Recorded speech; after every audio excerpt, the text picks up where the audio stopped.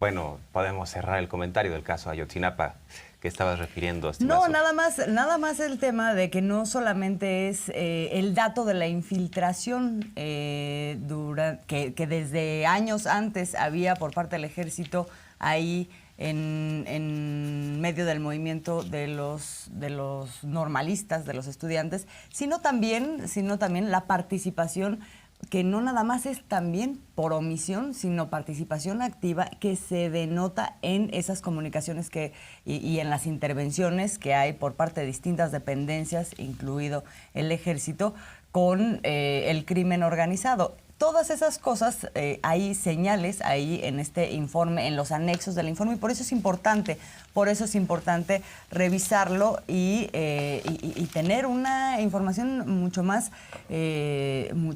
fidedigna o detallada de lo que ahí ocurrió, y que nos abre grandes preguntas, justamente como las que nos estábamos haciendo. ¿Por qué, por ejemplo, también estaban siendo vigilados los estudiantes? ¿Por qué estaban siendo infiltrados? Esas son cosas que todavía no entendemos. Y a propósito de esa verdad histórica, ¿por qué asesinaron a tantas personas? ¿Por qué proteger? Y es lo que planteó el presidente. ¿Quién vale más o qué vale más que la vida de 43 jóvenes? Todavía hay muchas respuestas, muchas interrogantes, y hay que insistir, estará Encinas, subsecretario de Gobernación, abordando este tema mañana miércoles. El presidente López Obrador habló respecto a la sucesión de alguna forma adelantada, porque ahora, como no es el punto de referencia del presidente, él dijo que quienes aspiren a la presidencia, sobre todo de la izquierda, se sometan a una encuesta, y yo no voy a marcar los tiempos, los ritmos, no hay tapado. Él en su momento habló de corcholatas y que él pues no sería el destapador. ¿Por qué? ¿De dónde viene esto? Algunos hoy en día sostienen que López Obrador habla de corcholatas de forma despectiva en torno al canciller Marcelo Ebrard, a la jefa de gobierno Claudia Sheinbaum y al secretario de Gobernación Adán Augusto López. Dice: no utilizo la palabra corcholata de forma despectiva, y contó de dónde viene. Vamos a escuchar. El caso es de que hay una recepción aquí en Palacio, y a los secretarios les toca atender a un invitado especial, y al finado López Portillo, que todavía era secretario de Hacienda, le tocó atender a Raúl Castro, y López Portillo le dice: este es el ingeniero Leandro Rovirosa, secretario de Recursos Hidráulicos. Entonces Raúl le dice: el destapador. Y entonces el ingeniero dice: sí, y esta es mi corcholata favorita, señalando a López Portillo. Y le atinó. Entonces de ahí viene eso, las corcholatas. Pero de ninguna manera es tratar de forma despectiva, porque yo no voy a decir: esta es mi corcholata favorita. Los tiempos han cambiado. Nada más ahí decir, todo esto fue una historia larga, en donde cuenta el presidente pues que antes no había habido nunca esta situación en donde se presentara una baraja, hubiera destapados, en fin, por eso ahí le dicen al ingeniero Rovirosa el destapador, y por eso todo lo demás. Pero bueno, el centro del mensaje es: los tiempos han cambiado y ahora ya no hay destapados, ya no hay, por lo tanto, corcholatas desde ese punto de vista. Va a haber una encuesta, y lo más importante que plantea el presidente dentro de lo que ha cambiado en el país, pues es la ya famosa revolución de las conciencias. Está muy difícil de que la gente quiera que regrese el régimen de corrupción, de injusticias, de privilegios. Por más dinero que utilicen por más campañas negras, por más control de los medios de información.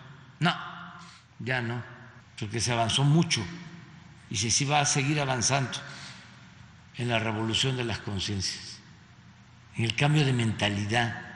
Eso es lo más importante de todo, el cambio de mentalidad.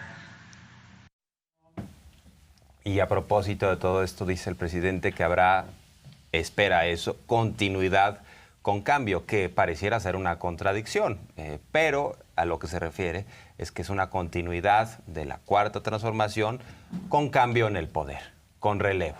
Incluso recordó que en 2012 él estaba a punto de señalar, tras esa nueva competencia electoral en la que participó rumbo a la presidencia, que él ya pues dejaría de lado esta aspiración de ser presidente, pero lamentablemente no observaba, es lo que plantea López Obrador, no observaba la posibilidad de que hubiera alguien que pudiera guiar al movimiento sin sobresaltos, y por eso le siguió. Y además dice, lo que pasa es que sí me pegaba este discurso conservador de que yo tenía una aspiración del poder por el poder. Entonces la pensé incluso en ir al Zócalo y decir ya no más, pero rectificó. Pero decía, me pegaba que me dijeran esto de mi apego al poder, pero también por otro lado me pegaba que si me iba, se iban a poner felices, entonces no les iba a dar ese gusto, ¿no? Oye, era como el angelito y el diablito hablándote, Exacto. ¿no? ¿Qué hago? Pero en lo fundamental, este tema de, bueno, cómo vamos a dar continuidad a este proyecto, a este movimiento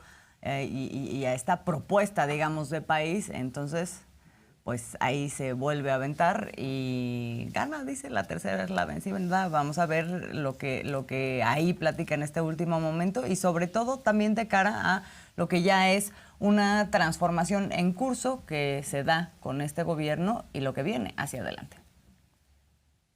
Sin caer en el necesariato, podría yo ayudar a que se llevara a cabo la transformación, sin sentirme insustituible.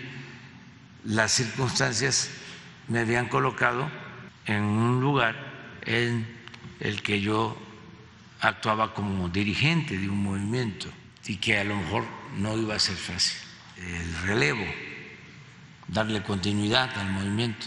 Además, también pensé, porque uno no es solo razón, pensé que yo no debía darle el gusto a la oligarquía rapaz que estaba destruyendo a México, que valía la pena seguir adelante.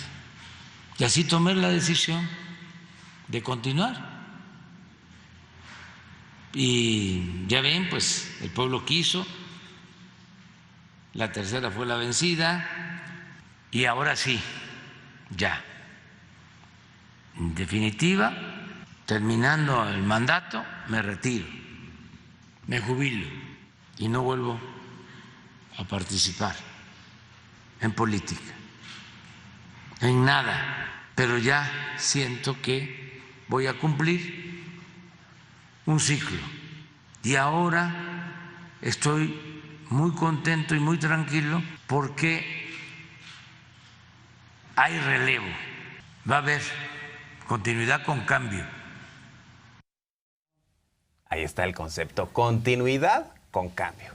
Y sí hay que explicarlo porque, insisto, hay una aparente contradicción.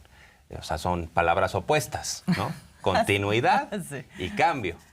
El cambio se refiere al relevo, sí hay, y él se va a Palenque. Vamos a ver qué pasa con este país y con el movimiento de la izquierda. ¿Cuándo se vaya a Palenque el referente? Eso no lo podemos negar, que es el referente de la izquierda, más allá de Morena. Sí, sin duda. Y cuando también habla de la cosa de continuidad con cambio, también habla del cambio de la transformación que continúa, ¿no? O sea, es una transformación que se sigue dando, que ahorita está en marcha y que se pueda dar pues con otros cuadros. Y parte de lo que habla justo de los rasgos, o más bien de el perfil de esta transformación, son resultados que ahora están a la luz. Por ejemplo, ahora habló de dos temas fundamentales. Uno es el tema del empleo, que por cierto, últimamente ha habido destacadas cifras del INEGI sobre el empleo, sobre el desempleo, y creo que vale la pena ver pues los datos de la tendencia de cómo ha venido el asunto de cómo se ha venido ganando plazas de empleo en México en los últimos años, ¿no? O sea, el nivel histórico que ahora tenemos, 21,164, pero son... A ver, ahí les va en millones, ¿no? Millones, ¿no? A ver, Sí. tenemos ya el registro Sí, de millones 21 de millones 163,583 puestos de trabajo afiliados al IMSS, ¿no? Afiliados al IMSS, claro, estos son los registrados en el IMSS, pero es una tendencia que viene subiendo, que si uno también la junta con el aumento salarial, bueno, pues eso ya te habla de una transformación de las condiciones, sobre todo de los sectores sociales más pauperizados. Así es, ¿no? y en esta gráfica se ve incluso que estamos ya más arriba que el nivel previo a la pandemia, porque uno podría decir, están creciendo los empleos, sí, pero apenas vamos a recuperarnos respecto al nivel prepandemia. Pues no, ya estamos arriba, o sea, ya hay una recuperación muy clara y se están agregando empleos. Claro que el gran reto es la calidad de los empleos, los salarios, que además se está aumentando cada vez de forma más pronunciada el salario mínimo, y por eso el presidente dice: estamos avanzando en ir, pues, de alguna manera compactando esta brecha de desigualdad entre los que tienen mucho, los poquísimos que ganan muchísimo y los muchísimos que ganan muy poco. Y ha destacado cifras del INEGI. Tenemos otro gráfico, ¿no?, respecto a esto, cómo se va de alguna manera bajando esa brecha de desigualdad. Sí, mira, ahí tenemos, según las cifras del INEGI de 2016, la clase alta, como concentraba 52% de la riqueza. En 2020 esto bajó a 48%. Y bueno, claro, estamos hablando de 4 años, pero de todas maneras ahí hay cambios que son importantes. Baja en la concentración de la riqueza en la clase alta, en la clase media alta sube, ¿no? O sea, sube un punto porcentual la clase media alta en términos de lo que representa la concentración de riqueza, y también la clase media baja sube un punto porcentual. En el caso de la clase baja y de la clase de pobreza que aquí se marca de acuerdo con las clasificaciones del INEGI, estas se mantienen igual, pero en términos de la reducción de la brecha de desigualdad, pues sí se está dando, si uno ve cómo la franja más alta está dejando de ser, o no está dejando de ser la que más concentra, esto desde luego no, pero sí ha bajado esa concentración. Así es.